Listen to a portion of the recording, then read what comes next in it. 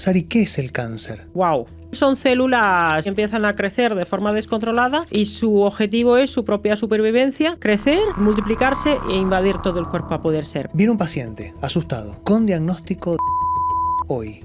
Sí. ¿Qué le decís? Ya se dispone de fármacos que con una inyección intramuscular cada par de meses conseguir mantener la infección bajo control. ¿Por qué no se encontró la vacuna? Pues tiene una capacidad de generar mutaciones y de replicarse y de esconderse en el sistema inmunitario. A ti te da una información al sistema inmunitario, pero es tu sistema inmunitario el que tiene que ser capaz luego de protegerse frente a ese virus. Y nuestro sistema inmunitario de forma natural, salvo en muy pocos casos, no es capaz de protegerse frente al virus. Entonces, por mucho que pongas una vacuna, el sistema inmunitario tiene las herramientas que tiene y frente o, por ejemplo, pues no tiene herramientas.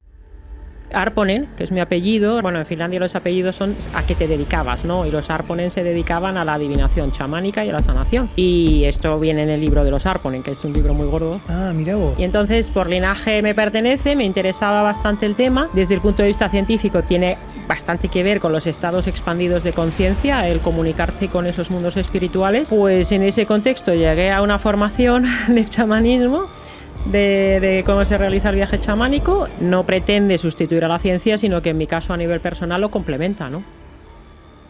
¿Y qué te entretiene? Ahora, el chamanismo. ¿Él? El chamanismo universal. No sé lo que es. No sé sé. lo que es, pero no sé lo que es. Bueno, es una de las formas más antiguas de la espiritualidad del ser humano. Pero bueno, que eso no es una ciencia.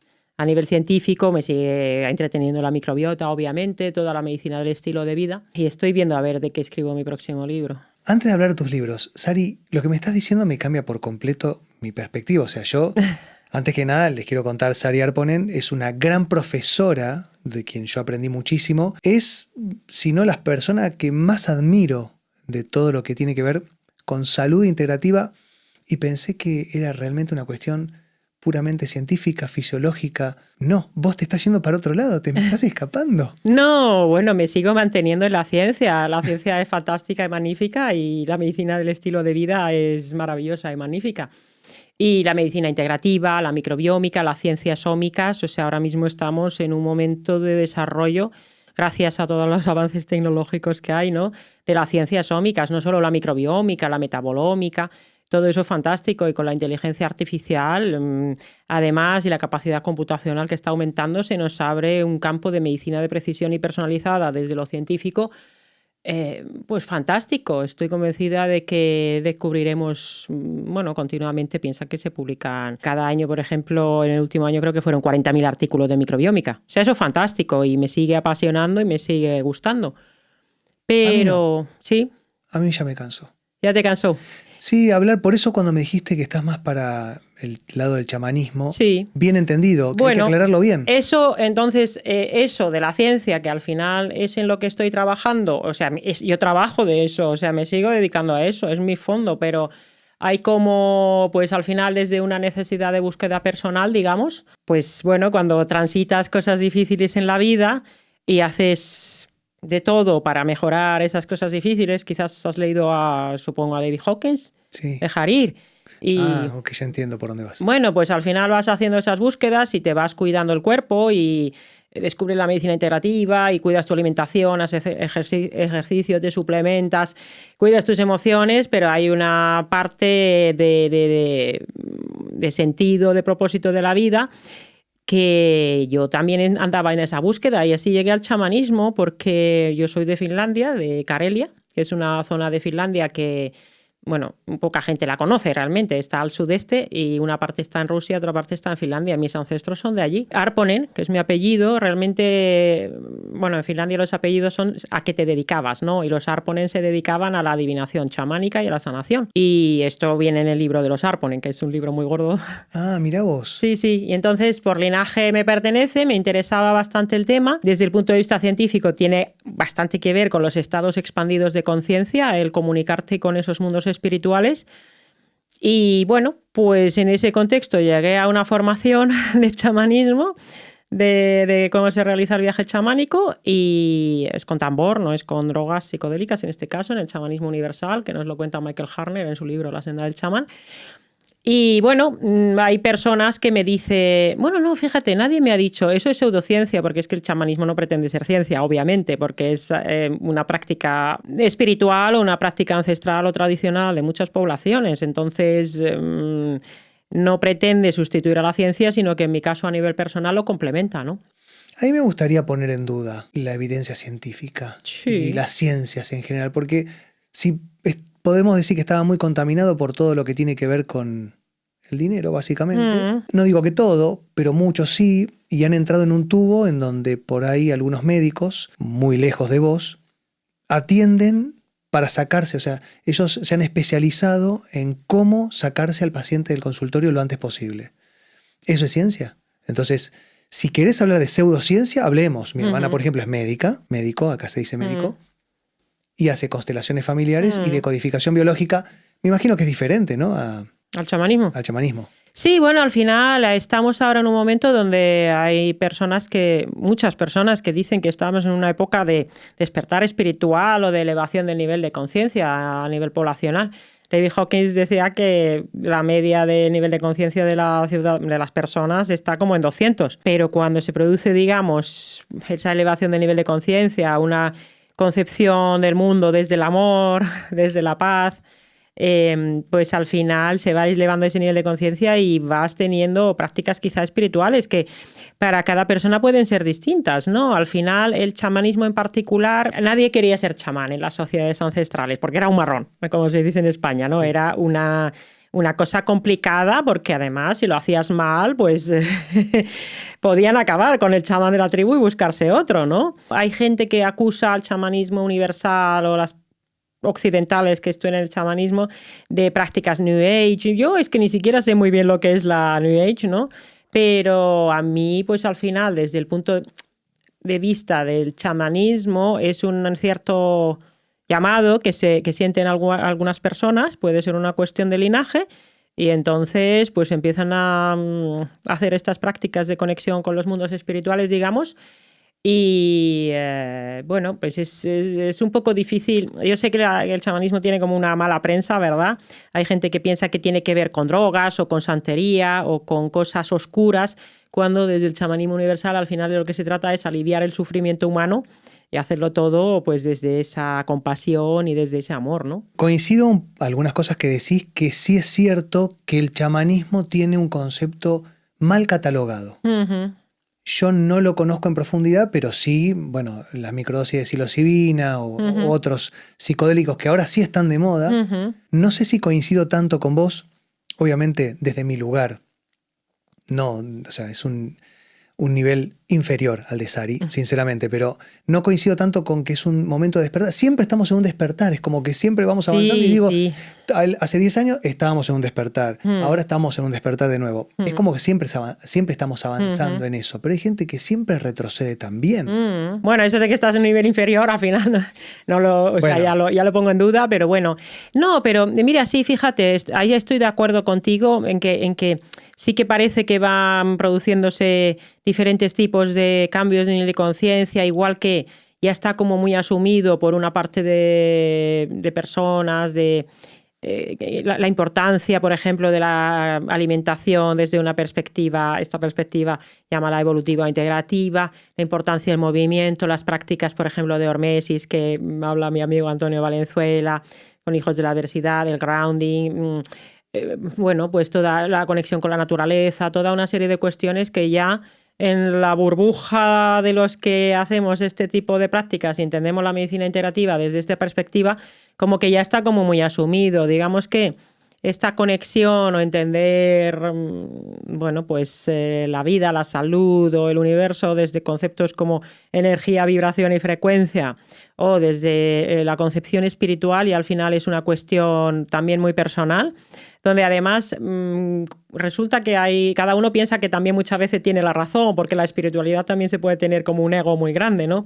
Yo la verdad es que cada vez voy encontrando respuestas más a nivel personal, pero conforme voy encontrando respuestas también se van haciendo diferentes y más grandes las preguntas, ¿no? Entonces sí, pues ahora me entretengo, digamos, me interesa también el chamanismo desde la perspectiva antropológica y cultural, desde la perspectiva, ya digo, científica, que al final el ser humano tiene, o por lo menos el occidental, tiene la necesidad de buscar la perspectiva científica. Mircea Eliade, por ejemplo, o Harner, lo ponen en correlación con cómo se alcanza el estado expandido de conciencia con el sonido del tambor, por ejemplo, o con la maraca, sin necesidad de utilizar enteógenos o psicodislépticos. Porque en las culturas ancestrales, por ejemplo, en todo el continente americano se han utilizado no solo ayahuasca o psilocibina o peyote o toda una serie de sustancias, pero por ejemplo en Finlandia no había ese tipo de sustancias. Teníamos la manita muscaria, pero es bastante tóxica y te sienta mal y estás ahí vomitando. Entonces se utilizaban otro tipo de métodos como el tambor, por ejemplo, para alcanzar el estado expandido de conciencia, que es el que te permite conectar con esas otras realidades. Luego, desde la ciencia, de nuevo, esto se cataloga como que puede llegar a ser incluso... Ay, mira, acabo de tener un déjà vu tremendo. Eso ocurre cuando uno está con los músculos cervicales en tensión y cortan parte del flujo sanguíneo del cerebro. Bueno, tengo muchos, pero es que acaba de ser... Bueno, eso entonces habla de tus cervicales. Sí, Qué lástima que no estás en Argentina. Bueno, todavía en Argentina no, porque eso te lo puedo sacar, eso te puedo ayudar. Bueno, pues entonces al final se busca, incluso se ha llegado a decir, las personas que tienen estados expandidos de conciencia, pues ya sea con el tambor o ya sea entrenando. El otro día me comentaba un compañero que haciendo carreras largas con el deporte puedes tener un estado expandido de conciencia. Entonces es verdad que siempre se quiere explicar todo desde la ciencia, pero la práctica espiritual yo considero que, no sé, no tendríamos por qué buscar explicarlo con la ciencia, ¿no? ¿Y cómo es, por ejemplo, una sesión terapéutica con vos desde el chamanismo? Bueno, yo no considero que, o sea, yo al final es algo que estoy estudiando de momento y es más, bueno, pues voy haciendo prácticas, digamos. O sea, yo no es algo que ofrezca, ni mucho menos, sino que voy haciendo esas prácticas de cosas y de talleres que he aprendido. Hay que hacer... En la revista internacional de chamanismo, por ejemplo, se comenta que hay que hacer por lo menos 200 prácticas antes de empezar a decir, oye, puedo hacer alguna práctica chamánica. Tampoco sé si lo voy a ofrecer nunca. De momento es algo que... Una herramienta más. A nivel no, a los pacientes no se lo ofrezco porque piensa que yo soy médico y estoy colegiada. Entonces esto lo puedo hablar como una práctica, pero vamos, yo nunca pondría un anuncio, bueno, tendría que planteármelo de cara a futuro, diciendo, bueno, tendría que quizás descolegiarme, no sé muy bien cómo se hace eso, hacer un cambio de identidad, porque, bueno, pues es algo que me estoy trabajando. Es una herramienta más, yo no estoy de acuerdo en ese sentido. Bueno, en España la cosa está complicada, esto con este tipo de cosas. No lo sé, al final es un poco un cambio de identidad. Quiero decir, no significa que no haya que seguir trabajando con la alimentación, con la microbiota y todo eso. Todo eso es el cuerpo físico y tenemos un cuerpo físico y somos materia. Pero bueno, pues hay otras cuestiones que tienen que ver en la psiconeuroinmunología clínica, ¿no? Se hace esa pregunta de, ¿sientes que tienes conexión con algo más grande que tú mismo? Entonces, al final sería esta cuestión de ver esas conexiones y cuestiones espirituales, ¿no? ¿Cómo hiciste para ponerle el título a tu primer libro? Yo hice varios máster, cursos, no solamente en salud, sino también somos un equipo muy grande de profesionales, entonces también uno trata de entender la comunicación. Y hay uno que dice, nunca utilices palabras arriesgadas. Y vos le pusiste, es la microbiota, idiota, haciendo obviamente una rima con microbiota. Pero hay que tener en Argentina decimos, unos ovarios así grandes para poder hacerlo. Bueno, yo es que se lo puso Mago More, que es amigo, conferencista, autor español, humorista también. Y es muy amigo también de mi editor, bueno, del director editorial. Y propuso este título, haciendo esa rima, haciendo referencia a lo que le decía Clinton a George Bush padre en unas elecciones, en una campaña electoral, que decía, es la economía, estúpido. Entonces, More, que sabe de la importancia de la microbiota, es un paciente empoderado, decía, es la microbiota, idiota. Y yo le dije, pero More, ¿cómo vamos a poner ese título? La gente se lo va a tomar como un insulto. Pero al director editorial le gustó. Bueno, yo al final considero que quizás puedo hacer otras cosas bien, pero poner títulos, pues, y que sea algo que vaya a ayudar a vender el libro, tampoco es que sea mi campo. Me dejé aconsejar, dije, bueno, pues venga, vamos a ponerlo. Fue una apuesta arriesgada, o sea, podía haber salido muy mal, pero algunas personas sí se han sentido ofendidas. Pero al final yo siempre digo, oye, yo soy la primera idiota, en el sentido de que al final es una llamada de atención, tenemos microbiota, hay que cuidar esa microbiota y no le estamos prestando atención. Y yo una parte grande de mi vida tampoco le prestaba atención. Entonces, bueno, pues al final es un título humorístico para llamar la atención y al final lo consiguió.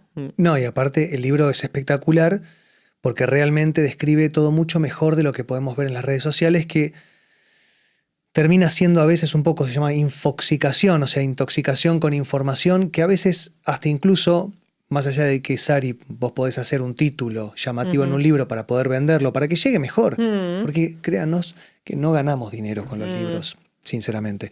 Y más allá de eso, hay herramientas reales. Y me gustaría que le cuentes un poco a la gente de qué va tu segundo libro. De qué... El sistema inmunitario. Sí, pero sobre todo para que se entienda. El sistema inmunitario, que es básicamente de lo que vamos a hablar hoy, en todo su esplendor, no es bueno o malo. No. Que eso es justamente lo que vos explicás un poco en el libro, ¿no? Sí, bueno, el sistema inmunitario, además ese libro coincidió con que todavía estábamos con... Cuando he hablado de la pandemia, como muy reciente, ¿no? En fin, o todavía en marcha en ese momento cuando lo escribí, que es el 22. El sistema inmunitario, pues al final es un sistema muy complejo que nos ha permitido sobrevivir para enfrentarnos a las infecciones, para curar lesiones cuando uno se hace un esguince o una herida, para vigilar la aparición de enfermedad de células cancerosas. Si aparece una célula tumoral en el cuerpo, que eso puede pasar, puede estar pasándonos ahora, pues el sistema inmunitario es capaz de coger esa célula y de aniquilarla antes de que se llegue a generar un tumor. Eso es lo que se llama la inmunovigilancia, ¿no? del cáncer. Y obviamente también para la limpieza del cerebro y de otras partes del cuerpo, ¿no? Entonces, ese sistema inmunitario, cuando todo funciona bien, pues estupendo, ¿no? No te enteras. Pero ¿qué pasa? Que en el estilo de vida moderno que tenemos, pues no es que estemos cuidando, igual que no cuidamos la microbiota, tampoco cuidamos nuestro propio cuerpo, y entonces el sistema inmunitario se vuelve un poco loco, se desregula, se desequilibra y pueden aparecer las enfermedades autoinmunes, las alergias, pero también problemas con la curación de lesiones. Pues ya sabes la cantidad de gente que, por ejemplo, tiene las fascitis que no se curan nunca, las tendinitis, el dolor de hombro crónico, persistente. Pues todas estas cuestiones al final tienen detrás un desequilibrio del sistema inmunitario. Entonces, si entendemos mejor el sistema inmunitario, podremos ayudarle a que funcione mejor y evitar o incluso, desde luego, prevenir, pero también tratar las enfermedades de su desequilibrio, ¿no? Voy a empezar desde arriba. Sari, ¿qué es el cáncer? ¡Wow! Te dije que iba a empezar desde arriba. Sí, qué difícil eso, ¿no? Bueno, al final yo no soy experta para nada en cáncer. Ya lo sé. Porque... Pero pará, estamos buscando que no seamos expertos en algo. Es la visión en flecha, no queremos. Bueno, al final son células que podríamos decir que van a su bola. Células que se han alterado. En España se dice a su bola. Ah, como perdidas. Se saltan cualquier tipo de regulación estándar y empiezan a crecer de forma descontrolada, y su objetivo es su propia supervivencia, crecer y multiplicarse e invadir todo el cuerpo a poder ser. ¿Por qué pasa eso? Bueno, pues una cosa es buscar las causas proximales, ¿no? Es decir, bueno, pues fumaste, te dio una mutación, la célula sufrió y te dio el cáncer. Bebiste alcohol y además tenías una predisposición genética y no comiste fibra y tienes un Fusobacterium nucleatum en la boca, pues se produce un carcinoma colorectal.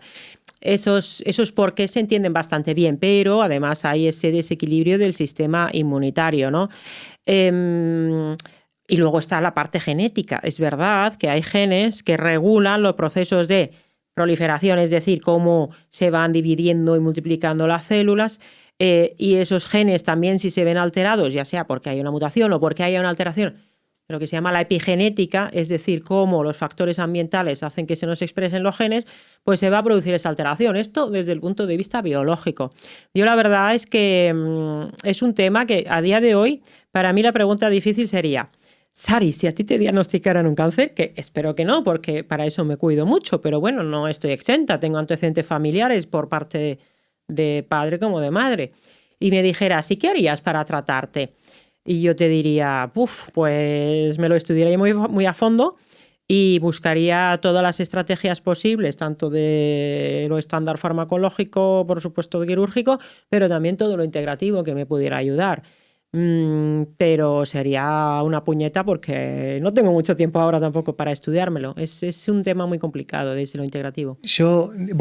Es muy complicado de entender desde el punto de vista de científica integrativa, porque yo atiendo muchas veces y coincido 100% en lo que decís, que a veces utilizamos las frases que veníamos hablando recién con Antonio, con Carlos, que la genética predispone pero no determina. Y yo te aseguro que venía un día al consultorio y vas a ver que la genética a veces se impone de una manera brutal y vos decís, pero haces todo bien y no le encontrás filtración a esa persona. Y vienen y me dicen, no voy a hacer quimioterapia. No voy a hacer radioterapia. No me voy a operar. Ayúdame vos. Yo los miro y les digo, no. Es primero que yo soy kinesiólogo fisioterapeuta. Ni siquiera soy médico. Tengo mucho conocimiento porque me gusta estudiar, pero más allá de eso, lanzarse a uno a ayudar sacando esos métodos farmacológicos es muy arriesgado. Ahora, si a mí me pasara, si a mí me diagnostican con un cáncer, yo no sé qué haría, Sari. Yo no sé si haría los tratamientos convencionales o no. Bueno, lo cierto es que ahí pues habría que ver, o sea, yo me empaparía de todo. Obviamente depende del tipo de cáncer, de la localización, de muchas cuestiones. Y yo desde luego, yo nunca lo he tratado desde el punto de vista integrativo. O sea, he tenido pacientes que han tenido algún tumor, pero cuando me he preguntado qué hago, digo, pues hazle caso a tu oncólogo o a tu médico, porque me parece que es la afirmación legal. Más, también responsabilidad legal y la afirmación más prudente. Y es verdad que hay muchos tratamientos que ahora son magníficos. Las inmunoterapias en particular, que al final lo que hacen es modular el cómo nuestro propio sistema inmunitario responde a ese tumor, por ejemplo, están avanzando muchísimo y no son como las quimioterapias que al final lo que hacen es matar células a cañonazos, ¿no? Pero es verdad que, por ejemplo, pues donde hay un tumor, yo la cirugía la veo clarísima. O sea, es que no tendría duda ninguna en someterme a una cirugía. Bueno, al final, por ejemplo, toda esta cuestión metabólica que se habla, ¿no? Pues me parece también muy interesante, pero yo reconozco y digo, mira, no lo sé. Tengo tanta ignorancia en ese tema y además no me interesa meterme porque me parece muy complicado. Que hay cosas que se hacen aquí en Madrid, por ejemplo, hay una doctora que se llama, creo que es Elizabeth Rojo, algo así, que tiene estudios y hace cuestiones de hipertermia, ¿no?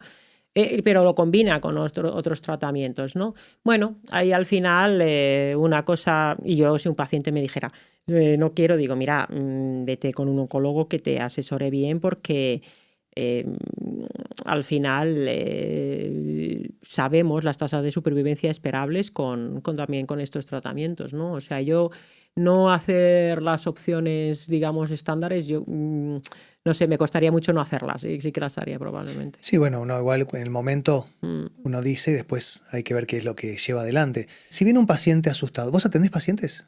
Sí, consulta? Bueno, hago sobre todo revisiones, casi no cojo pacientes nuevos porque luego hay que revisarlos también y no me da la vida, pero sí, sigo haciendo las revisiones. Pero seguís haciendo campo. Sí. Viene un paciente asustado con diagnóstico de HIV hoy.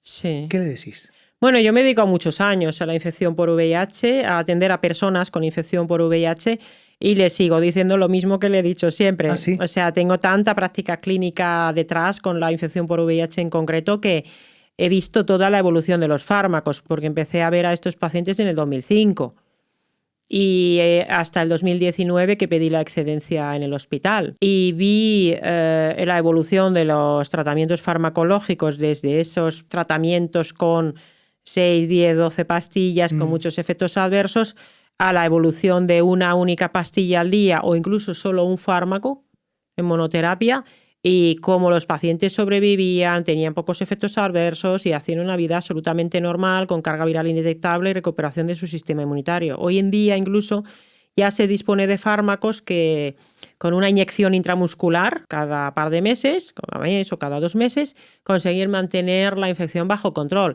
También asistí, y mi tesis doctoral es sobre eso, sobre cómo con fármacos por primera vez hemos conseguido curar y erradicar un virus, que es el virus de la hepatitis C. Y hay gente que dice los virus no existen, pero es que yo lo he visto en la práctica clínica de gente que tiene una hepatitis con una incluso fibrosis hepática y cómo le tratamos la hepatitis C con estos fármacos, que son pastillas, no son como los interferones, que son tremendos que había antiguamente, y cómo se curan de la hepatitis C. Entonces yo a una persona... Vamos a ponernos en el caso de que yo no me cuido y adquiero yo la infección por el VIH. Yo no tendría dudas, yo me tomaría el antirretroviral y probablemente el de la pastilla única, porque no me gustan mucho los pinchazos, y tienen muy buenos... Obviamente también hay que cuidarse la alimentación, la microbiota, todo lo demás, pero en una infección por VIH, que es un virus extremadamente complejo de tratar, el tratamiento antirretroviral está muy avanzado. ¿Por qué no se encontró la vacuna? Bueno, al final las vacunas para las infecciones virales, hay algunos virus que efectivamente pues tienen vacunas, igual que tenemos la inmunidad natural, pues por ejemplo la hepatitis A tiene una vacuna fantástica. Si pasas la hepatitis A ya no la vuelves a pasar y la vacuna también es súper eficaz.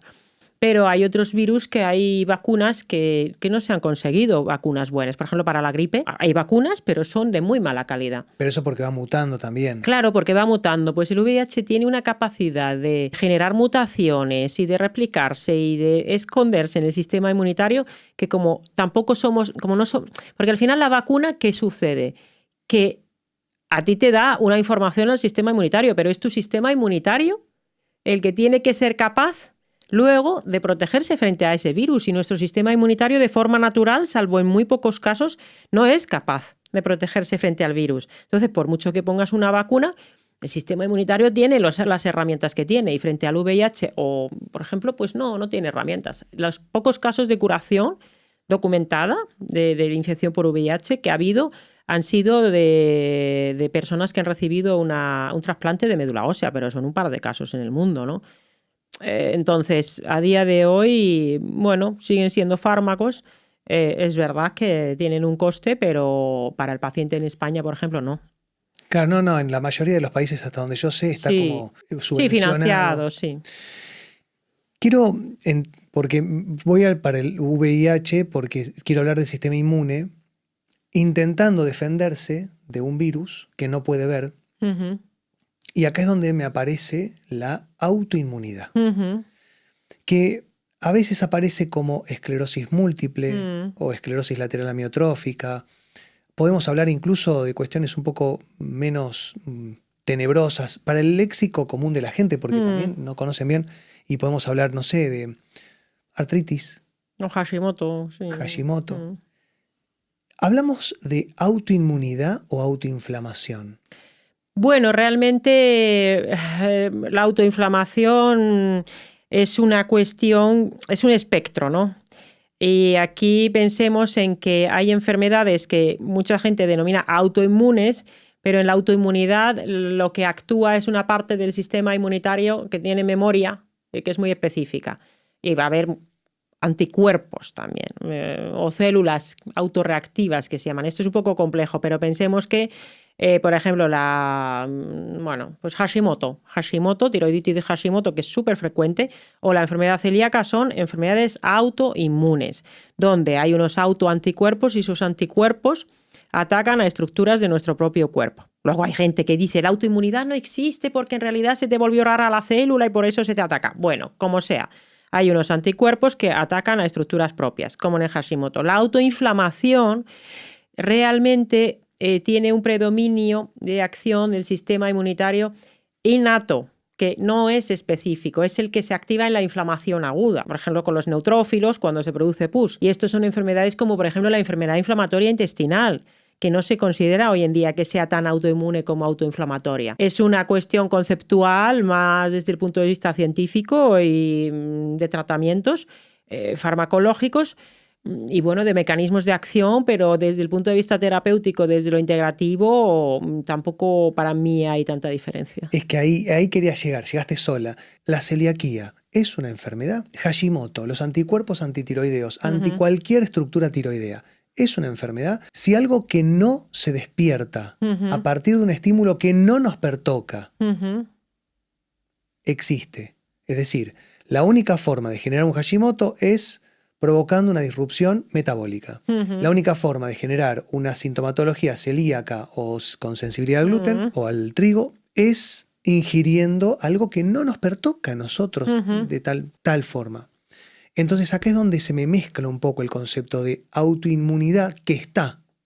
Obviamente, la estructura genética está predispuesta a atacar por error, por mimetismo, por lo que sea.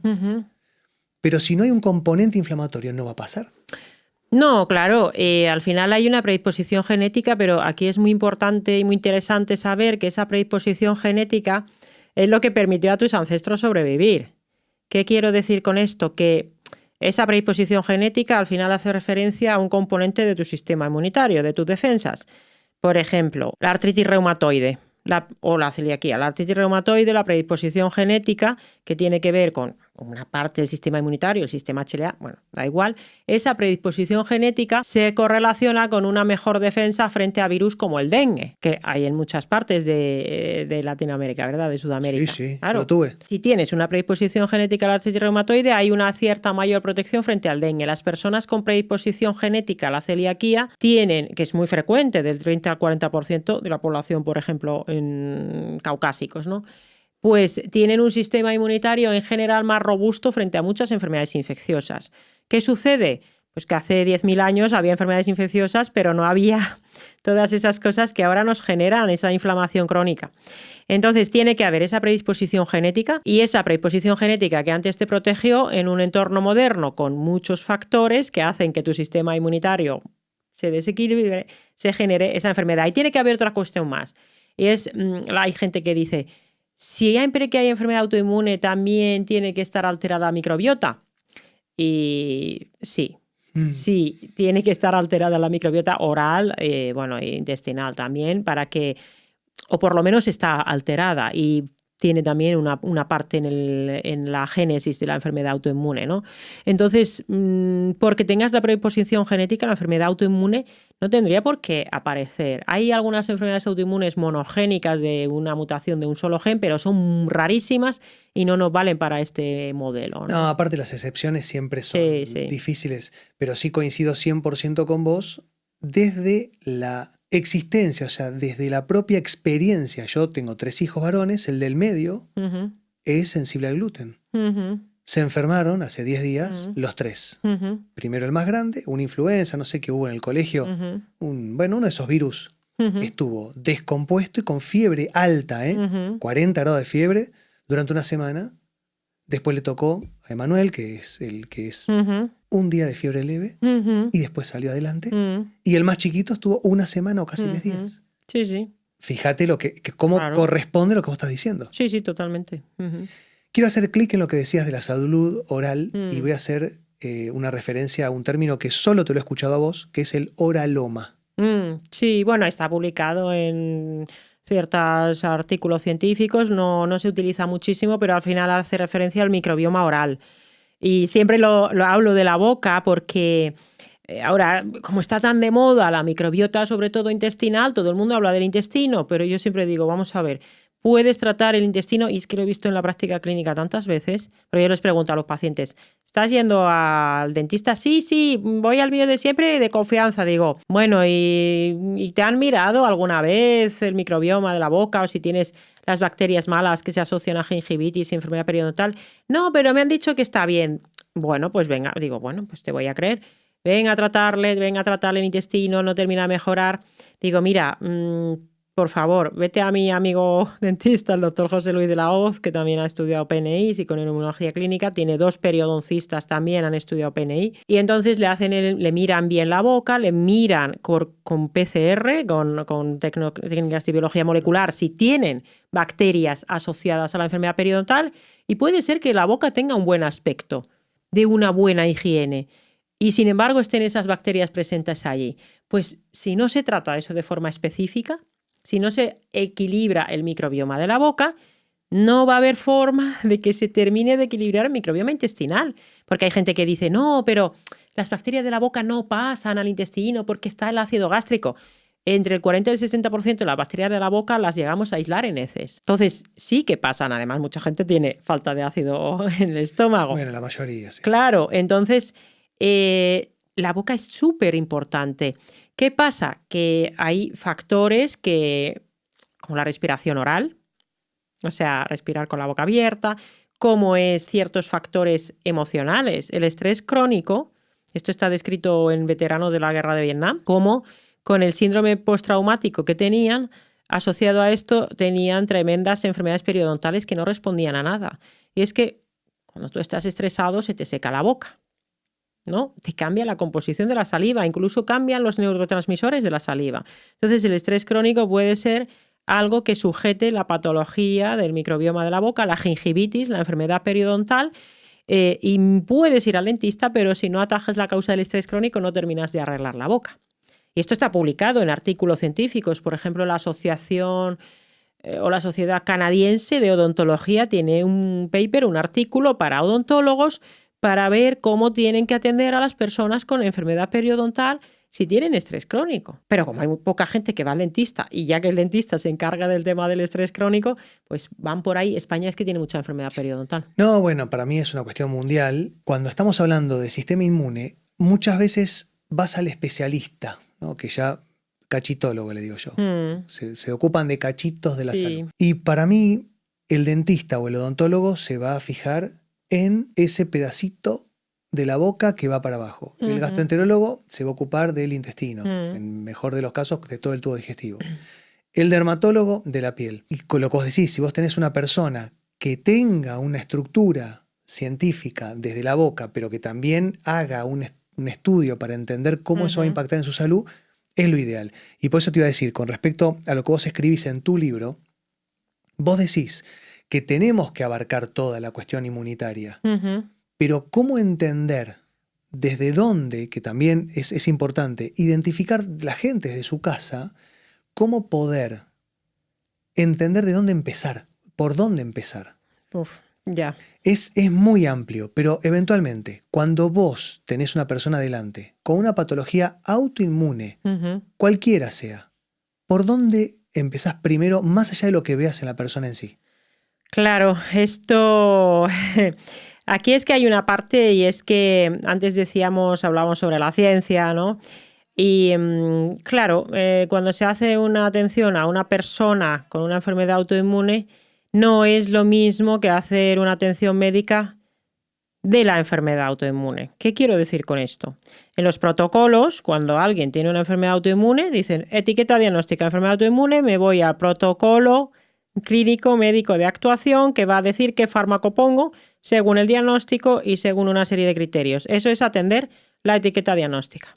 Entonces, ¿qué pasa cuando tienes delante una persona, que es una persona que coincide que tiene una enfermedad autoinmune? Claro, yo tengo muchos años de experiencia clínica, no solo médica dentro de la medicina interna, porque al final soy internista de formación, sino después con la psiconeuroinmunología clínica, la nutrición genómica y de precisión. Y esto implica que tienes que sentarte delante con esa persona y charlar mucho rato. Una vez estuve con un paciente 4 horas. Es demasiado. Fue demasiado, pero bueno, traía muchas cosas, lo necesitaba ese día, pero bueno. ¿Se fue conforme? Bueno, conseguí ayudarle en cosas, sí, pero yo acabé reventadísima, fue tremendo. Pero al final es hacerle una historia clínica y hablar con esa persona para identificar tanto todo lo biomédico de la historia clínica de medicina interna como qué come, cuándo come, cómo hace las deposiciones, cómo tiene la boca, en qué trabaja, con quién vive, dónde vive, cómo duerme, si tiene líbido, si tiene olfato o no, qué quería ser de pequeño y en qué trabaja ahora, si tenía experiencias adversas de la infancia. Y luego están pues las pruebas complementarias que yo prefiero verlas después de haber hablado con el paciente. Yo también. Y la exploración física después. A mí sí me traen muchas pruebas, no las quiero ver, digo, después ya, porque tampoco, pocas veces me aportan cosas, ¿no? Y entonces, cuando ya tienes muchos años de experiencia clínica y con todos los estudios, pues de ahí a mí me surge pues unas hipótesis o una impresión diagnóstica y entonces surge, o sea... Obviamente se han hecho estudios sobre cómo elaboramos las hipótesis diagnósticas y cómo es el funcionamiento, es el metapensamiento, ¿no? Cómo funciona el cerebro para elaborar esas hipótesis diagnósticas. Pero cuando tienes mucha experiencia, al final pues te surge aquello, entonces yo lo apunto, pues me parece que va a tener esto, lo otro y no sé qué, ¿vale? Pero claro, para cada persona va a ser distinto, porque a lo mejor me viene una persona en la que considero, vale, esta persona me parece que hay un componente que va a ser biológico / fisiológico en un 80-90%, pero habrá otras personas en las que piense, en esta persona el componente psicosocial o psicoemocional es el 80-90% y lo biológico quizás es un 10-20%. ¿Cómo protocolizar eso? No hay forma, pero vamos al revés. Sí. Detectaste en una persona que su causa de, voy a llevarlo al terreno bien fisiológico, una persona está con una enfermedad autoinmune, vamos a hablar de Hashimoto, Sí. que une la energía y la vamos a llevar a la mitocondria, para unir toda energía. Sí. Entonces está con una falla mitocondrial producto de una disfunción de todo su sistema energético, obviamente la tiroides afectada, que es la hormona que gestiona la energía en el organismo, porque viene acarreando, trayendo, gestionando un trauma de la infancia que nunca pudo solucionar. Acá la pregunta, no lo va a poder solucionar, porque eso es el pasado. Hay que entender cuando uno trabaja en una patología neurocognitiva emocional que no se puede cambiar, porque ya está la marca. Ahora, si yo hago que esa situación se asimile, esa es la palabra, se asimile, ¿mejora la patología? Sí, al final, para mí los tratamientos siempre implica trabajar todo y trabajar también el cuerpo físico. Y de hecho esa parte siempre se trabaja y para mí esa parte es en una Hashimoto en particular, por ejemplo, es relativamente sencilla, entre comillas, porque un Hashimoto, desde la parte biológica o fisiológica, trabajar la parte del cuerpo. A ver, vos imagínate que hay gente mirándote que tiene Hashimoto y le dieron levotiroxina y nunca le dijeron que había ningún tipo de tratamiento. Y vos estás diciendo, bueno, eso es relativamente sencillo. La gente me dice, ¿cómo? Yo lo veo así después de haber atendido muchas personas con Hashimoto, sobre todo muchas mujeres, aunque también los hay hombres, ¿no? Pero cuando trabajas desde la alimentación, el ejercicio físico, la suplementación, la microbioterapia, bueno, y algunas cuestiones más del estilo de vida, la respuesta clínica en disminuir la inflamación de la glándula vista por ecografía, disminución de la necesidad de dosis de la levotiroxina. Para mí no es un objetivo suspender la levotiroxina, pero hay gente que llega a suspenderla, pero para mí no es el objetivo principal. Y disminución de los niveles de anticuerpos y además que todo eso son variables subrogadas, es decir, son variables analíticas. A mí me importa cómo se encuentra la persona. Y además la persona mejora de su energía, de su estado de ánimo, de su estado metabólico, de su líbido, ¿verdad? Y todo eso mejora, entonces, pues es que desde el cuerpo está teniendo éxito ese tratamiento. Y he visto muchas personas en esta situación, con Hashimoto en particular, o mujeres con problemas de fertilidad asociadas, que han conseguido el embarazo. También muchas tienen asociada una celiaquía.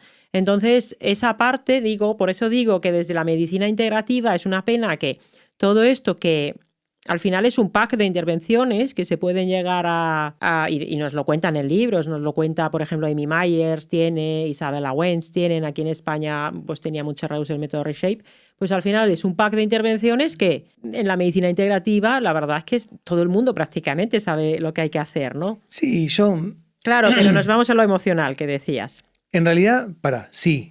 Pero yo tengo muchos pacientes atendidos y curados, mejorados o hipotiroidismo subclínicos con TSH de 10 que han bajado a su rango normal.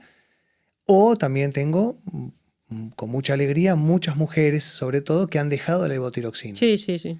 Pero para eso tiene que haber un propósito y siempre me encuentro con esta barrera psicocognitiva que no me deja avanzar. Y te lo digo, mi hermana, médica, consteladora, decodificadora, hace hasta tarot, visto no desde la evidencia, sino desde la técnica y estrategia de vida. Y la verdad es que es difícil.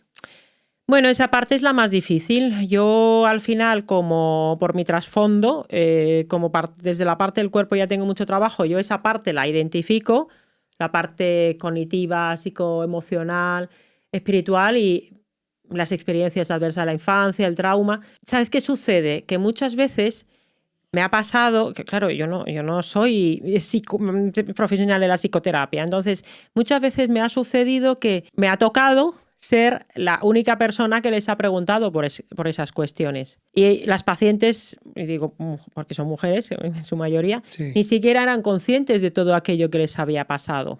Entonces, claro, llevan toda la vida, vamos a decir 35, 40, 45 años con Tragando. aquello. Y dices, vale, vamos a poder trabajar desde el cuerpo. ¿Qué hacemos con este melón que se acaba de abrir? Primero, te cuenta algunas cosas tremendas que les han pasado en la vida. Primero hay que saber sostener esa situación. Que te cuentan en consulta cosas tremendas que nunca le habían contado a nadie. Y tienes que saber sostener aquello y luego darle una salida. Claro, yo estas cuestiones siempre las he derivado a profesionales que pueden pues sostenerle aquello. ¿A quién? Pues a psicoterapia en general, a psicólogos que tengan una formación en psicoterapia humanista, pues diferentes tipos de psicoterapia breve. Bueno, al final, tipos de psicoterapias hay como 400 diferentes. Sí, sí. Entonces es una orientación donde se incorporan pues como estrategias más también, no tanto desde la psicoterapia cognitiva conductual. A mí me da igual, realmente el tipo de terapia, yo lo que necesito saber es cómo trabaja el profesional y qué relación establece con sus pacientes, ¿no? Entonces, derivo aquello. Otras veces es difícil porque se lo expones a la persona, se cierra en banda y no quiere trabajar esa parte. Y ahí es donde la patología no va a tener una mejoría completa. Entonces, claro, ahora hago mucha menos práctica clínica que antes, y yo antes, todavía, digamos, desde mi papel de internista, ¿no? Decía, pero ¿cómo le voy a decir yo a esta persona que hasta que no haga X cosas en su vida o tome X decisiones? Que se lo decía, pero de una manera muy suave y muy amable, ¿no? Posiblemente hoy en día a lo mejor sería más... Sí, mejor recepcionado. Sí, bueno, no lo sé. Depende también en la experiencia clínica, al final sabes hasta qué punto la persona quiere escuchar según qué cosas. Porque ¿no te pasa que cuando hay cosas que le dices a una persona y no quiere escuchar aquello, hace como que no se entera? Me ha pasado en consulta de decírselo y fue como si hubiera habido un blanco o un negro en un agujero. Siguen hablando. Sí. Yo siempre atiendo siempre capacito a alguien y estoy al lado mío. Y cuando pasa eso me miran como diciendo, no se hacen cargo para nada. Para nada. Sí. Entonces, bueno, es un problema. ¿Y vos encontraste algún patrón de comportamiento o traumático incluso en común en todas las personas con patologías, sobre todo autoinmunes? Sí, en patologías autoinmunes es verdad que es muy frecuente que haya habido experiencias adversas en la infancia, es decir, hasta los 18 años. Pues cosas graves que han pasado en la familia, pudieron ser malos tratos, abusos, bueno, pues familias con problemas que no tienen por qué haber sido necesariamente súper graves desde el punto de vista visto desde fuera, pero le ha generado ese trauma. Esto Besser van der Kolk, por ejemplo, en su libro El cuerpo lleva la cuenta, lo explica. No lo leí, ¿qué dice? Sí, el van der Kolk es uno de los... Es un psiquiatra que ya tiene más de 80 años y él comprobó cómo el síndrome de estrés postraumático, que trataba a muchas personas con ello, oye, no mejoraba con psicoterapia cognitivo-conductual y no mejoraba con psicofármacos. Y se puso a estudiar, y tiene este libro que es una referencia, El cuerpo lleva la cuenta, ¿no? Sobre cómo el cuerpo expresa el trauma y sobre cómo la psicoterapia y los fármacos son absolutamente ineficaces porque verdaderamente cambia incluso la anatomía, la neuroanatomía, la neurofisiología del cerebro cuando hay trauma. Y entonces hace una revisión de los tipos de terapias que él propone que pueden ayudar en el trauma. Pero son terapias al final que permiten, porque lo que pasa en el trauma, en las experiencias adversas en la infancia, luego es que hay una desconexión entre cuerpo y mente, entre emoción, ¿no? Y entonces propone hacer trabajos, por ejemplo, con neurofeedback o con MDR o con yoga, con toda una serie de corporales, de terapias corporales. ¿Qué sucede? Que la terapia cognitiva conductual o el hablar mucho sobre lo que te pasó incluso puede llegar a ser contraproducente y fijar esto más. Yo tengo experiencias adversas en la infancia y yo tengo todavía mis traumas sin terminar de resolver, y a mí lo que me empezó a ayudar fue cuando empecé a entrenar con mi entrenador personal, con Víctor Tellez. Y la primera vez que entrenamos, él me iba a hacer una entrevista en su podcast y entrenamos primero. Y fui a entrenar y me decía, haz estos ejercicios y me quedaba en apnea. Tenía una total desconexión entre el cuerpo y la mente, me daban ganas de llorar, era como recuperación de la situación donde ya había estado, digamos, no sé, como un flashback de cosas de trauma, ¿no? Entonces, ¿qué sucede? Que es muy difícil trabajar esta parte y yo no digo que la terapia cognitiva conductual no pueda ser útil, pero muchas veces hay que ir a este tipo de otras terapias que no son tanto del consciente, sino que son terapia cuerpo-mente, como por ejemplo lo de Peter Levine, ¿no? Que también es muy interesante, ¿no? Entonces es complicado y realmente quizás yo diría que no hay una terapia única, sino que hay un terapeuta o una terapeuta para cada persona. Y claro, o sea, hay muchas terapias que pueden funcionar. Identificar qué es lo que necesita esa persona es lo que acá, al final acaba haciendo que la búsqueda se pueda hacer como muy larga. Y yo a día de hoy no sé si el trauma de verdad se llega a terminar de arreglar o simplemente a veces llega a pasar por la aceptación. Sí, igualmente también con respecto a lo que decís, yo siento que hay muchos terapeutas que son unos inútiles y que no les importa mejorar, solamente les importa, no sé, atender pacientes sin hacer nada. Pero más allá de eso, que realmente es una guerra que estamos librando, pero más allá de eso, hay que entenderlo todo, hay que poder verlo en todas las perspectivas. Yo, por ejemplo, recién te escuchaba hablar y que vos me decías que tuviste un flashback recién que estabas y con lo que me contás de tu infancia, con lo que me contás de tu estructura de física exigida, cómo responde, ya puedo empezar a entender cómo es tu temperamento, cómo es tu carácter. Ya me doy cuenta que sos mucho más sensible de lo que parecía, en el sentido de que una persona que se pone así como vos, en ese lugar de hegemónico, al nivel de seguridad, de conocimiento, muchas veces mantiene una coraza que después pesa mucho. Sí. No me refiero a vos, no estoy hablando de vos, pero sí también me refiero a que hay que cambiar todo el entorno. Porque muchas veces uno elige la pareja en base a lo que vivió anteriormente. Y después, cuando uno evoluciona, ya no se siente más identificada o identificado con esa persona que tiene al lado, o con ese entorno laboral, o con algo a lo que se dedica. Por eso también el cambio a veces, la evolución. Y la evolución a veces es dejar cosas atrás. Y cuando una persona tiene que defenderse en un lugar donde tendrían que haberla protegido, se transforma en una valquiria. Y eso a veces genera una discordancia en el entendimiento de lo que es una amenaza o solamente una situación un poquito más exigida de lo que...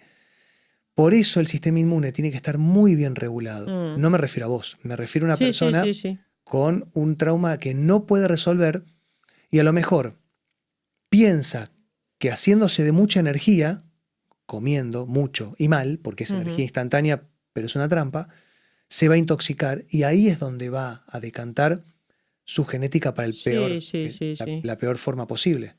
Sí, bueno, al final muchas veces el acabar generando una respuesta orgánica en forma de enfermedad orgánica es la opción menos mala para el cuerpo. Claro, es que esto entenderlo es muy difícil porque mucha gente piensa que es algo consciente, no es que sea un mecanismo consciente, sino que el cuerpo, si pensamos en el concepto del timonel de la salud, pues esa propiedad emergente de toda la información que recibe el cuerpo, el cerebro, el sistema inmunitario, dicen, vale, recibimos un montón de impacts en este sistema concreto. ¿Qué salida le damos a esto? ¿Qué información le queremos generar a la persona? Venga, pues vamos a generar esta enfermedad autoinmune, que es la solución menos mala para el contexto en el que estamos. Es como, bueno, en realidad es como la obesidad, ¿no? Esto Esteban Larronde, supongo que lo conoces. Sí, pero no estoy al tanto mucho de lo que escribe. Bueno, él, por ejemplo, dice que, hablando sobre la obesidad o la aterosclerosis, dice que realmente la obesidad es la solución menos mala del cuerpo frente al entorno en el que vivimos. Dices, ¿cómo puede ser? Bueno, es lo que te permite no morir, quizás, ¿no? De un infarto, de otro tipo de problemas. Entonces, esto es muy difícil de entender y obviamente la biomedicina que no entiende al cuerpo humano como un sistema complejo, el cuerpo humano es un sistema, o el ser humano es un sistema muy complejo, entonces es imposible entender toda la complejidad que tiene el aspecto psicoemocional o el tema del trauma. Porque, por ejemplo, cuando hablamos de las experiencias adversas de la infancia, a mí me costó en su momento entender cómo podía eso influir tanto a largo plazo. Pero claro, es que te creciste en un entorno que tu sistema interpretaba como amenazante y había que adaptar una serie de respuestas frente a eso, como por ejemplo la personalidad. Esto desde el eneatipo pues se explica muy bien, Claudio Naranjo, ¿no? ¿Qué tipo de conducta, qué tipo de personalidad generaste para reaccionar a ese entorno? Pues de la misma manera que tu personalidad de conducta se configuró de una manera determinada, tu personalidad, entre comillas, del sistema inmunitario también. Sabemos que las experiencias adversas de la infancia son hasta 10 ítems que se ven. Las personas que tienen 4 o más tienen un elevadísimo riesgo de tener una enfermedad autoinmune. Las mujeres que sufrieron abusos, o mejor dicho, las mujeres que tienen fibromialgia, en un grandísimo porcentaje sufrieron abusos o los están sufriendo en el momento actual. Entonces entiendo que es muy difícil desde la biomedicina explicar toda esta variabilidad, porque además no la podemos medir científicamente, pero si no se atiende esta cuestión psicoemocional y psicosocial, la enfermedad autoinmune, bueno, podrá mejorar bastante, ya con lo biológico y con lo orgánico hay que hacerlo, pero llegar a una remisión al 100% o evitar los brotes va a ser muy complicado. Los brotes en particular, cuando ves un paciente que ya lo hace todo, entre comillas, perfecto, la alimentación, la suplementación, el ejercicio, pero de repente tiene un tema emocional o de estrés, pues a lo mejor hace un brote. Bueno, porque es o una falla en la gestión de la energía o un colapso energético mal gestionado.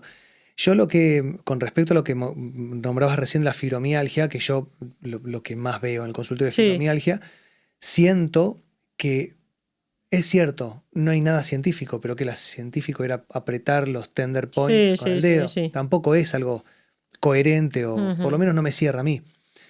Igual sí hay remisión al 100%. Yo lo he visto. Y aparte, una persona con fibromialgia no puede hacer todo 100% bien. Es imposible. Si no le das energía primero. No, porque además en el momento en el que te planteas hacer todo lo orgánico al 100% bien, esa búsqueda de la perfección te enferma. Es que es el escape. Sí. Y el escape a veces te estructura en un lugar donde justamente te lleva a la patología. Es decir, es como el pez que se muerde la cola, ¿no? Sí. Volver a la estructura psíquica que lo que vos decías, cuando tenés un trauma de la infancia o no de la infancia. Obviamente antes de los 3 años va a ser mucho más estructural, la arquitectura neuronal cambia. Y eso no se puede cambiar. No, eso sí. No se va a cambiar. Y a veces uno va a terapia.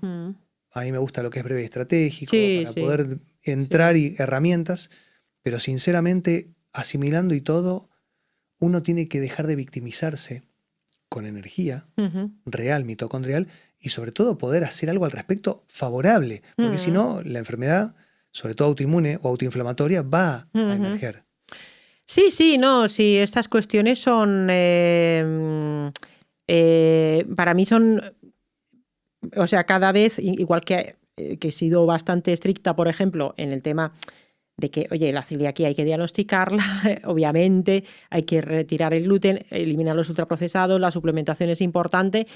Entonces, es verdad que hoy en día esta divulgación en redes, sobre todo, de todo el pack completo que hay que hacer, yo no lo puedo hacer todo. Imposible, es que es imposible. Claro, a mí me dicen, ¿y tú qué haces, por ejemplo, pues no sé, con un tema, pues yo qué sé, el agua o los tóxicos? Pues oye, yo hago hasta donde puedo. Llegar a hacerlo todo perfecto al 100% genera tal cantidad de estrés y de gasto energético, de gasto mental y de gasto de dinero que es inviable. Entonces, muchas veces hay personas que no atienden esa otra cuestión psicoemocional y entonces es cuando no terminan de solucionarse. Pero es que es más fácil centrarte, decir qué suplemento me tomo. Pero al final eso es una alopatización en la medicina integrativa. Y es que no es una cuestión de suplemento. De hecho, a veces incluso es necesario decirle, déjalo todo. Bueno, que es algo quizás el magnesio. Es verdad que el magnesio mucha gente lo suele necesitar mantenerlo. Digo, déjalo todo. Puede ser. Vienen con 20 suplementos, déjalo todo. Yo todo. Veo en esa situación del que te llega con la caja enorme y que está tomando muchísimos suplementos, para mí está tan metido el foco allí que es mejor que lo deje todo y a partir de ahí empezar a retomar, ¿no? Pero bueno, pues implica... Yo, además, hay una cuestión que planteo y es, si de verdad todo el mundo está destinado, digamos, de alguna manera, o su camino de vida les va a llevar a poder terminar de revertir esa patología. O sea, lo deseable sería, o lo que buscamos es, oye, si tienes porque al final las enfermedades que son sufrimiento físico muchas veces y sufrimiento mental a través de esa vía. Pero bueno, también hay que ser conscientes de que muchas veces el tiempo que tienes de evolucionar en esta vida, a lo mejor, pongamos que a los 40 se te diagnostica de algo. Llevas toda la vida arrastrando todos los factores que te han generado esa patología. ¿Vamos a tener suficiente tiempo de evolución de esa persona como para que lo llegue a revertir antes de que le llegue el final de la vida? Yo creo que no.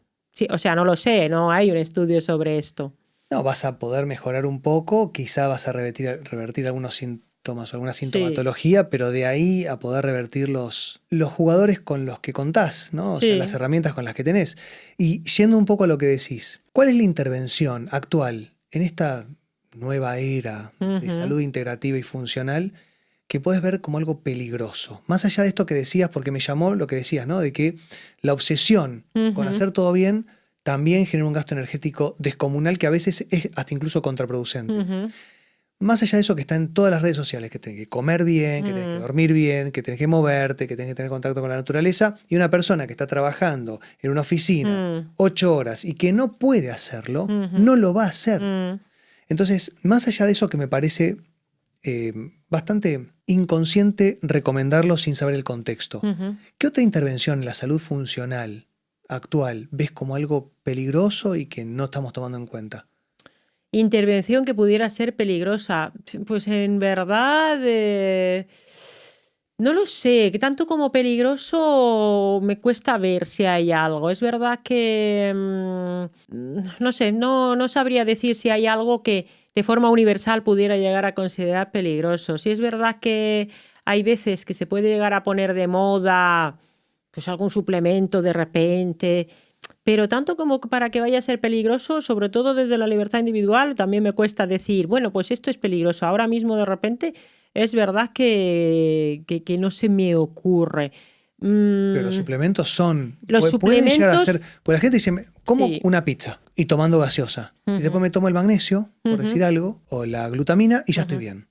No, los suplementos, la suplementación, sí te diré que no lo considero que en general, en la inmensa mayoría de los casos tenga por qué ser peligroso, pero sí que puede pasar que haya una serie de interacciones, por ejemplo, si el paciente está con fármacos, eso puede pasar. Sí.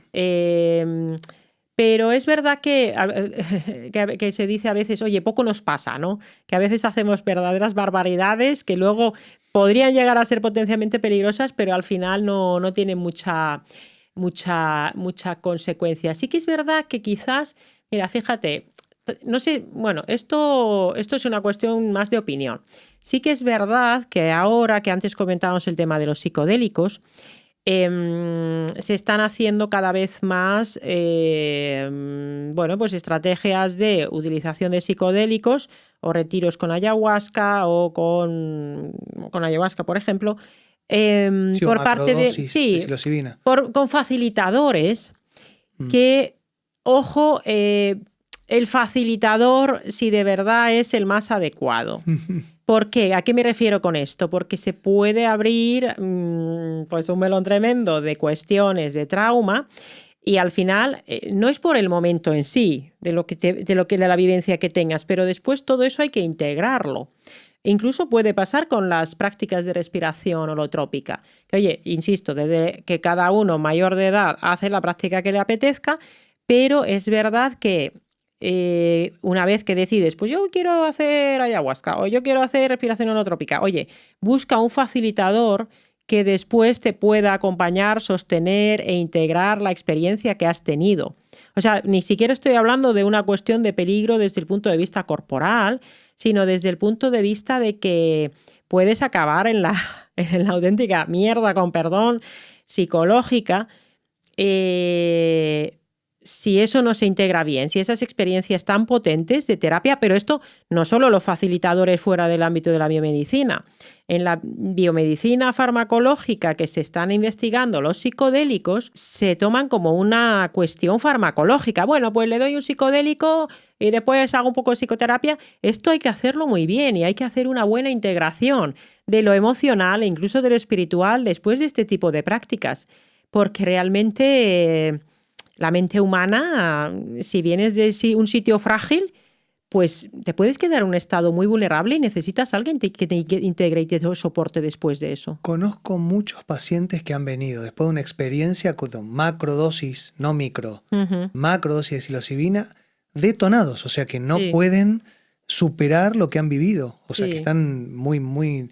Y para el otro lado voy ahora. ¿Cuál es lo innegociable para una persona con una patología autoinmune declarada que vos decís, mira, esto lo vas a tener que cambiar sí o sí? Bueno, es obviamente individualizado en cada persona, pero me refiero que vos ya has detectado que decís, mira, esto si no lo cambias no va a mejorar.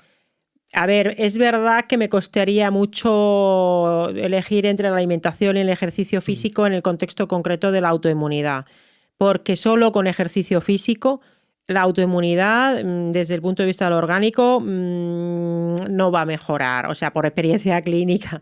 Y la alimentación es verdad que es muy potente y muchas personas cuando tienen ese problema de energía, cuando les cambias la alimentación de una forma profunda, de verdad ya mejora lo suficiente y después ya pueden empezar a moverse. Cuando se lo cambias y lo pueden cambiar. Y cuando lo pueden cambiar, pero es verdad que por algún motivo, pues parece que eso en concreto, como además mucha gente ya ha leído, se ha informado, de hecho mucha gente ya eso lo ha cambiado. Pero también es verdad que te diré que hace 10 años la gente cambiando ya la alimentación mejoraba un montón y no tenían que hacer mucho más y mejoraban.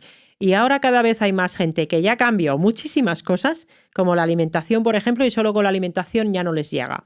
Y allá hay muchos factores. Entonces, es verdad que todo lo que es la conexión mente-cuerpo y el ejercicio físico, el movimiento en gran cantidad, en suficiente cantidad, que es mucho más de lo que a menudo se hace, pues es la otra medida que es imprescindible, pero wow.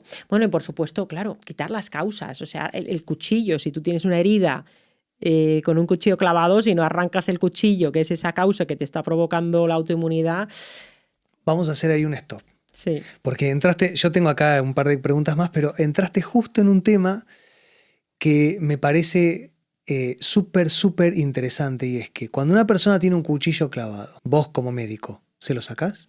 Yo no, porque no soy cirujana. No, así todo, estás en una isla. Sí. Se le clavó una rama, ¿se la sacás? Bueno, ahí, claro, depende, ojo. Según cómo se lo saques y con lo que tienes que saber qué hacer una vez que se lo saques con lo que pueda pasar. Ahí está. Ojo. Eso es lo que yo quería decir, ¿entendés? Sí. Es muy fácil sacar el cuchillo. Sí. Vos tuviste un abuso por parte de tu padre, muy autoritario, alcohólico, violento. Ni siquiera. Tuviste un abuso sexual por parte de tu tío cuando tenías menos de 3 años. Eso se fijó en tu conciencia y generó una estructura estoy hablando de una hipotética persona, ¿no? Y eso generó una estructura psíquica que ya te condiciona para el resto de tu vida. Si yo me pudiera meter en el cerebro de esa persona y modificar eso, no modificarlo para borrarlo, sino para asimilarlo, después esa persona se va a encontrar con una realidad en base a una estructura psíquica que no le pertoca, que no le corresponde. Entonces yo creo que me parece que ahí es donde están fallando algunas personas, algunos terapeutas sobre todo, en intentar abordar la causa del trauma sin tener en cuenta el contexto y las consecuencias. Yo cuando empecé, hace varios años, le decía esto a la gente, porque a veces uno lee entre líneas y, bueno, por la práctica uno puede empezar a interpretar. Y la vez pasada, por ejemplo, hace mucho tiempo, quiero decir, le dije a un varón, vos tenés este problema de salud en base al abuso que sufriste por parte de tu padre cuando tenías 8 años. Ujú. No es que tiré 8 años, dije por decir, sino porque él había dicho un par de cosas que ya me... ¿Y cómo sabés? ¿Y que sos un genio? ¿Sos vidente? ¿Vos tenés una energía? Y se puso a llorar. Colapsó, ataque de pánico. Le tuvimos que dar un sublingual de una benzodiazepina para que se calmara. ¿Por qué? Pues sacamos el cuchillo Sí, y el sí. vaso, por ejemplo, ¿no? Sí. Se desangró. Bueno, me refería más a los cuchillos orgánicos, que esos son menos problemáticos. Todo para resumir eso, ¿viste? Sí, Era otro cuchillo. los otros, los entre comillas, cuchillos aquí emocionales y de trauma, ojo, hay que saber trabajarlos. Yo ya digo que yo eso no lo trabajo porque yo no tengo formación en eso y hay que ser muy cuidadoso y ser capaz de sostener eso. Y hay terapeutas que no, que a lo mejor es muy fácil, digamos, traer a la superficie aquello, pero luego cómo lo sostienes, cómo lo integras. Y efectivamente puede pasar con la psilocibina, puede pasar con la ayahuasca, puede pasar con las respiraciones. Entonces, como me preguntabas, lo más peligroso, pues ahí tienes el cuchillo clavado o la herida ya cicatrizada incluso.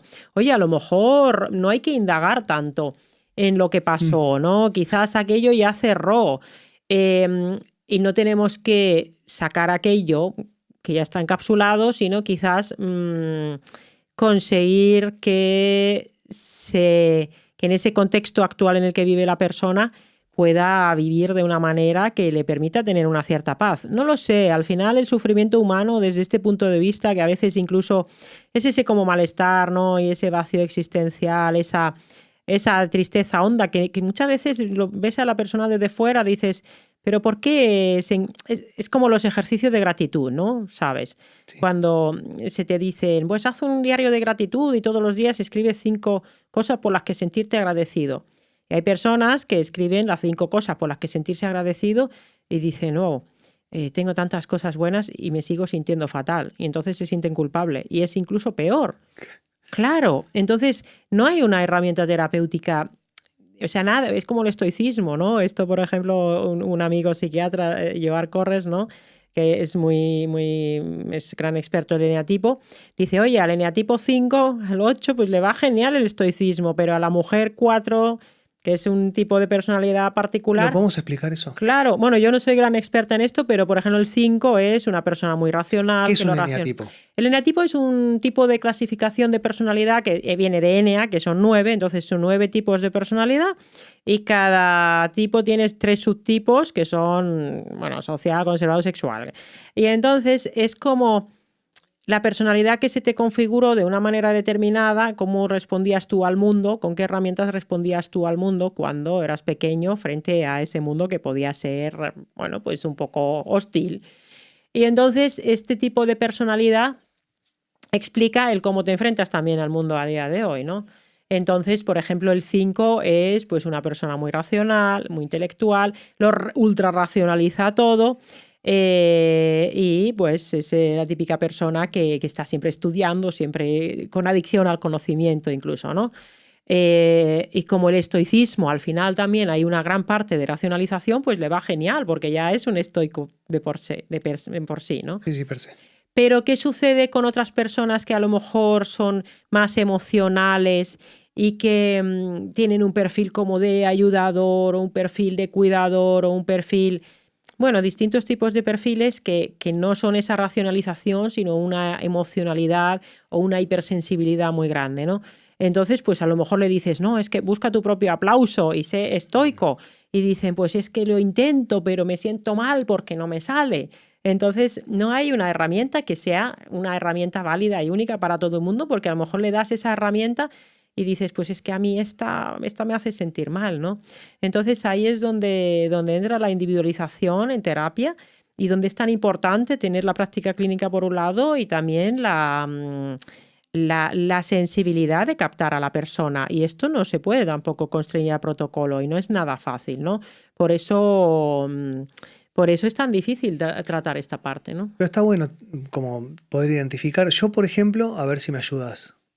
Yo estudio más o menos 2 o 3 horas por día. Uh-huh. Si pasó un día y yo no pude estudiar, me siento mal. Sí. O leer un libro o mirar contenido específico, ¿no? Uh-huh. de personas que yo considero que son que aprendo, que me gusta, o si no investigué un paper, o si no escribí el libro, porque yo tengo que también a veces que escribir. Pero si no hice algo productivo en el orden de lo conocimiento, en el orden del conocimiento, me siento culpable. ¿Qué sería eso? No lo sé, porque yo, si nos conociéramos más, yo por eliminación puedo a veces llegar a saberlo, pero el que es un gran experto es mi amigo Joao, por ejemplo. Él, viendo la postura, la forma de mirar, ciertas cosas incluso del lenguaje, puede llegar a decir, pues esta persona tiene tal enatipo. Y además, pero fíjate, a él le pasa cuando empieza a hablar sobre el enatipo, a la gente le interesa mucho y entonces van y le dicen, dime yo qué soy. Es lo que me pasó a mí. Sí, pero ¿qué pasa? Que él dice, es que no lo quiero decir porque resulta que te dicen, tú eres, no sé, ponte un 5, yo soy un 5, por ejemplo. Entonces te dice, tú te vas a buscar tu libro porque hay un libro para cada enatipo, lo lees. Sí. Claro, y entonces te encuentras con una cosa. Todo eso parte mucho desde el trauma. Entonces dices, te encuentras con la sombra. Y la sombra no mola, no es agradable. Y entonces te encuentras con cosas de tu conducta y empiezas a entender cosas de tu forma de ser que también tienes que saber enfrentar. Ya estamos hurgando en la herida. Por ejemplo, en el 5 es la avaricia de uno mismo. ¿Avaricia en qué sentido? Avaricia de uno mismo, de querer estar ahí metido estudiando, de dedicarte esa cuestión de incluso estar contigo mismo estudiando y no teniendo quizás tanta relación con los demás, puedes llegar a hacerte una rata de biblioteca prácticamente. Soy 5. No lo sé, habría que verlo. Los test de internet en esto no funcionan muy allá, ¿no? Entonces es como la adicción al conocimiento, el utilizar el conocimiento, el estudio, como la racionalización para enfrentarte al mundo. Quizás pues haber sacado buenas notas también en la infancia, mucha gente de altas capacidades son 5. Bueno, sería, entonces, claro, él dice, es que si yo le digo a esta persona lo que es, y luego va y se lo lee y se encuentra con su sombra, encontrarte con tu sombra no es agradable, ¿no? Entonces, claro, él no lo quiere decir porque hay gente que se llega a encontrar en esa cuestión de cómo integro yo ahora esto que estoy viendo de mí que no me gusta. Entonces... es muy interesante. Sí. Voy a entrar ya en los últimos minutos. Quiero meterme en la persona, Sari. En quién sos, obviamente, lo que no querés contestarme, si no, eso no. Bueno. Vos empezaste siendo médico. Sí. ¿Qué te hizo cambiar? ¿Qué fue lo peor que viste en el campo de trabajo que te haya generado un trauma? Bueno, realmente cuando ejerce la medicina interna en particular, ¿no? Por eso te pregunto. Menos mal que me dedicaba a infecciosas, pero la medicina actual en las cosas agudas, en accidentes, es genial, pero bueno, si tienes un infarto o una fractura, genial. Pero en la medicina interna en concreto yo lo que veía era, vale, aquí todo se cronifica, aquí no se cura nada, no se soluciona nada, salvo en las infecciosas, que bueno, pues al final, vale, tienes una neumonía, pues antibiótico, tuberculosis, antibiótico, VIH, antirretrovirales. Y entonces por lo menos algo se hacía, ¿no? Pero claro, veía a todas estas personas con, bueno, todas las enfermedades crónicas, hipertensión, todo lo metabólico, las enfermedades autoinmunes y decía, pues si es que esto no funciona. Pero luego, pues una persona cercana tenía un diagnóstico de una espondiloartritis y descubrí, digo, anda, pues si la alimentación aquí tiene que ver. Y cuando vi que en la facultad y en la especialización no se hablaba ni de alimentación, ni de estilo de vida, ni de suplementación, ni de nada, dije, o sea, no sé nada. Y entonces yo ya sabía que no sabía nada, pero cuando vi todo lo que no sabía que había por allí, fue pues un poco, y dije, bueno, pues me pongo a estudiar todo esto otro, ¿no? Que no me han contado. Y eso obviamente lo tienes que estudiar. No sabía al principio por dónde formarme, fue como después llegué a la psiconeuroinmunología clínica y ya se te abre un campo pues muy amplio. Para mí ha sido muy tan amplio que es muy difícil de abarcar, ¿no? Y a veces tienes que volver un poco a la base, a lo sencillo, ¿no? Entonces, conforme más se va complicando todo, yo siempre digo que en realidad la esencia siempre es sencilla, que es ejercicio, alimentación, conexión con la naturaleza y conexión con la tri. Para mí uno de los mayores descubrimientos en este camino ha sido escuchar a Peter Sterling, el creador del concepto de alostasis. Sí. En una masterclass hablaba sobre las 4 necesidades básicas del ser humano, que son, que lo hablo en el libro, sí, ¿no? También el movimiento, la cooperación, los desafíos y las prácticas sagradas. Y quizás eso sea la esencia que nos puede llegar a sanar de alguna manera. ¿Qué te conmueve hoy como médico? En cualquier ámbito de la salud, Sí. hasta incluso en general, ¿qué ves y que te llega para bien o para mal? Ayer estuve dando una formación y sobre cuestiones de inflamación crónica y hablábamos sobre todo de suplementación. Y yo no me suelo enfadar en general mucho, pero a veces me indigno. Y entonces una persona preguntó algo, oye, pues es que me han dicho que el magnesio tomarlo como suplemento es muy peligroso porque te va a dar una arritmia.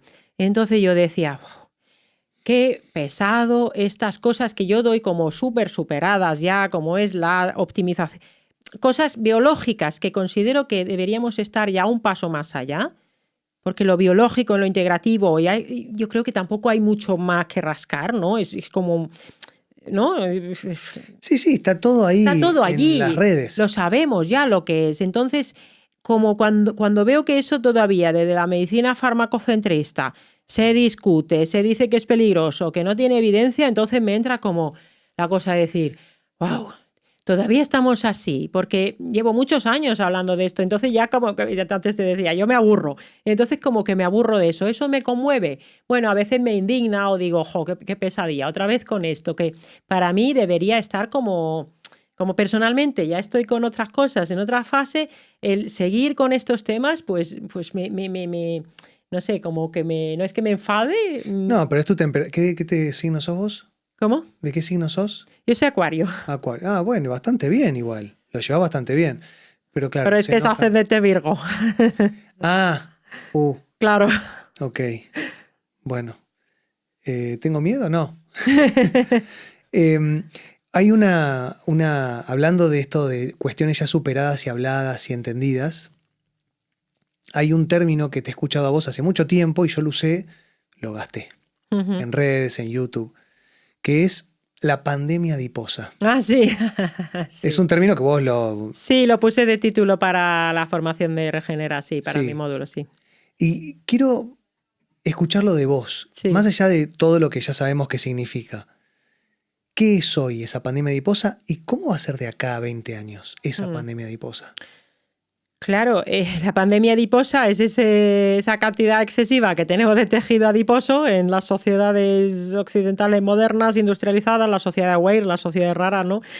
Pero sí, como dice Esteban Larronde, pues quizás es la solución de los cuerpos y es la respuesta más obvia frente a las sociedades como nos las hemos montado, que son unas sociedades donde hay poco movimiento, donde hay un exceso de ingesta de productos de poca densidad nutricional desde el punto de vista de los micronutrientes, mucha inflamación, mucha soledad. Entonces, como dice Peter Sterling, el circuito funciona exactamente como debe funcionar, pero claro, no es un contexto, no es el entorno para el que estaba diseñado. Y eso es lo que acaba generando tanta cantidad, piensa España, 56-58% de sobrepeso y obesidad. Eso es bárbaro. Entonces, me gusta la perspectiva de Esteban Larronde, que es difícil de hacerlo entender muchas veces, y es que esa respuesta es la más óptima en el contexto que tenemos. Y suena muy raro, porque es como decir, entonces, ¿qué me estás diciendo? Que es buena la obesidad, ¿no? No es que sea buena, pero es que y lo explica muy bien, si no tuviéramos el tejido adiposo absorbiendo todo ese exceso de glucosa, todo ese exceso de energía, por algún sitio se tendría que ir. Entonces, realmente es una cuestión contextual, fundamentalmente. Y no es que solamente lo absorba, lo acumula y lo almacena. Lo almacena. Esa es la razón por la cual cuando una persona decide mejorar, empieza en síndrome de Ayov o Alzheimer, que tiene un nombre. Sí, esa crisis de curación. Eso, ¿no? Sí. Depuración reactiva. Sí. Y eso hace que la gente me diga, cuando tenía el abdomen globoso me sentía bien y ahora me siento mal. Sí. Claro, bueno, hay que darle tiempo porque a eso. Todos esos tóxicos que también están ahí, los microplásticos, los disruptores endocrinos, los metales, están todo ahí. Acumulado, almacenado. Sí.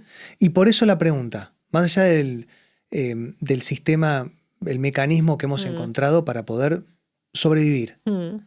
Es una pérdida de músculo también. Bueno, sí, la sarcopenia es tremenda. Eso a 20 años, ¿cómo lo ves? ¿De aquí a 20 años? Vos hablaste de un 58-60% solo en la sociedad española. Bueno, claro, lo que pasa es que ahora, con los nuevos fármacos que han salido, los análogos, semaglutida, bueno, todos los demás, la retatrutida que va a salir, provoca una pérdida de peso, el 25% a las 48 semanas. Peso. ¿Qué pasa con el músculo? 40% de lo que se pierde de peso es músculo. Si ya la gente tiene sarcopenia de base, falta de músculo de base, después de estos fármacos, si los dejan, tienen rebote. Y además que, ¿sabes? Que hay en el cerebro receptores de estos péptidos, por ejemplo, del GLP-1 en todas partes. ¿Qué pasará a largo plazo con la administración de estos fármacos? No lo sabemos. Entonces, para mí es una... Yo prevé, o sea, si tuviera que mojarme y decir, ¿qué pasará? Pues pasará probablemente que desde luego sarcopenia, o sea, falta de músculo, esa va a ser cada vez peor en toda esa parte de población que no se ejercita. Me parece muy importante y muy interesante. Sí. Voy a hacer un momento más clic ahí. Todos estos análogos, o más allá para que se entienda bien, ¿no? Estos fármacos que se aplican, bueno, ahora también hay uno vía oral. Sí. ¿Que es ese que decís vos? No, es otro. Sí. Es otro, bueno, son todos inhibidores. Sí. Van a hacer que perdamos peso, pero también va a hacer que perdamos músculo, que tengamos neuroinflamación o pérdida neuronal. Bueno, al final depende de lo que haga la persona. Yo no estoy en contra de los fármacos en ciertos contextos, pero ¿qué pasa? Si se pone uno el fármaco, necesita una planificación dietética adecuada, entrenamiento y posiblemente también un psicólogo, porque hay gente que se pone el fármaco, pero no cambia la calidad de la alimentación, ¿no? Entonces, verdaderamente depende. ¿Puede mejorar la neuroinflamación? Bueno, es verdad que la obesidad es muy problemática y viene bien bajar el tejido adiposo, pero si no se acompaña de suficiente ejercicio físico, y mucha gente no está dispuesta a hacer ese esfuerzo, porque pues probablemente el resultado pueda ser en la persona que lo ha intentado todo y que de verdad tiene una obesidad, pues genial, pero es que mucha gente lo está utilizando por cuestiones estéticas. Entonces una cosa es la cuestión de salud y otra cosa es la cuestión estética, pero cuando ves a mujeres famosas, por ejemplo, que ves que se están que ya eran delgadas y que se están quedando aún más delgadas. Y además sabemos que estos fármacos, por ejemplo, actúan de manera negativa, por ejemplo, en la producción de colágeno y de elastina. ¿Ah, sí? Y producen un envejecimiento cutáneo también y una pérdida del tejido adiposo también en la cara. Se habla del Ozempic face ya, Sí, ¿no? sí. Pues bueno, luego se puede tratar desde la estética con rellenos, ¿no? Claro, y ahí vuelve a empezar todo. Claro, entonces yo no estoy en contra de estos fármacos y hay personas a las que les va genial.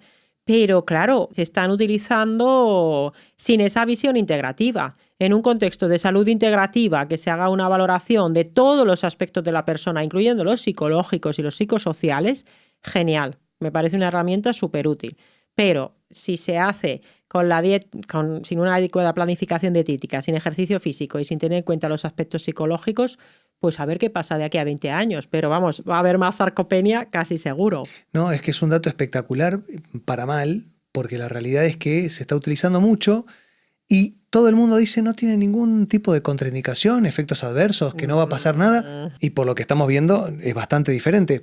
Ahora, por otro lado también, no tenía el dato de que hay personas, ya estamos hablando de una cuestión anoréxica, si se están poniendo estos fármacos con un peso normal o ideal. Claro, claro, aquí entra en juego la cuestión estética.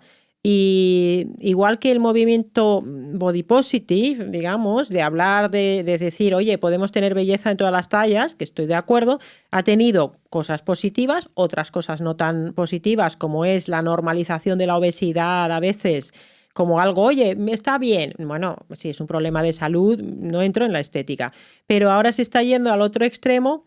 Precisamente venía en el tren y en la estación en Málaga había un anuncio, marquesina grande, donde ponía, la obesidad no es una elección, no es una decisión que tomes. Tu decisión sí puede ser ir a tu médico y pedir ayuda. Y estaba patrocinado por una de las compañías farmacéuticas de uno de estos fármacos. Entonces, verdaderamente se está empujando mucho porque obviamente si lo usamos solo en indicaciones claras de obesidad clínica con problemas de salud, pues se va a vender mucho menos. Pero si de nuevo ponemos de moda una figura sumamente delgada, se va a vender mucho más.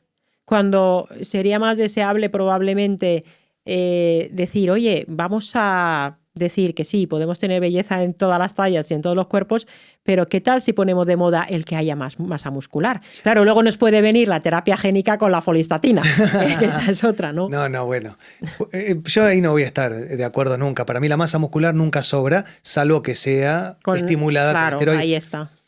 Pero yo recibo deportistas en el consultorio, que vos las ves, mujeres, que a lo mejor hacen diferentes, no sé, hockey o handball, que son muy grandes, tienen mucha más masa muscular que yo. Yo tampoco es que soy Schwarzenegger, ¿no? Sí. En su buena época. Pero son completamente saludables. Sí. Los biotipos no es lo mismo que las personas gordas. No, para nada. A eso me refiero yo. Bueno, 3 preguntas más. Acá tengo una anotada, no sé eso, que si no. ¿Qué paciente te marcó en estos últimos años y por qué? ¿Tenés alguno identificado? A ver, si me preguntas eso, la verdad es que la primera persona que me viene a la mente es un paciente que todavía estando en el hospital ingresó muchas veces, tenía un tumor neuroendocrino de la cabeza del páncreas. Era un muchacho joven y ingresó muchas veces. Y sus padres, además, bueno, establecimos muy, muy buena relación también. Y era muy, bueno, es que tenía 36 años, una cosa así. Y era como muy buena persona, ¿no? Y además siempre cuando ingresaba, pues como yo lo conocía bien, pues me tocaba a mí atenderlo a él. Y claro, siempre cuando hay una persona tan joven y tan bueno, ¿no? Que no digo que porque seas malo no tengas... No, pero él era tan bella persona que siempre cuando me acuerdo de él, porque luego acabó falleciendo, ¿no? Pues me acuerdo muchas veces de él y de sus padres en particular, que para ellos también fue durísimo, ¿no? Cuando falleció, porque claro, perder a un hijo pues es algo tremendo, ¿no? Entonces, de él es de quien más me acuerdo quizás, porque, bueno, hablábamos de muchas cosas, era profesor de educación física y lo hizo todo, pero bueno, pues no hubo manera y se marchó. Es difícil, justo, páncreas. Y finalmente, una persona que está mirando este contenido, este podcast, que te escucha, porque sabe y confía en tu conocimiento y lo que vos transmitís, pero que es una persona enferma, con una patología autoinmune, puede ser de algo sencillo, como puede hablar una patología mitocondrial, que se puede mejorar haciendo intervenciones, cuestiones más intermedias, como puede ser una neuroinflamación, fibromialgia, o hasta incluso alguna artritis, que no es algo sencillo, pero tampoco es tan grave, o directamente una persona, una patología oncológica, cáncer, ELA, a todo nivel.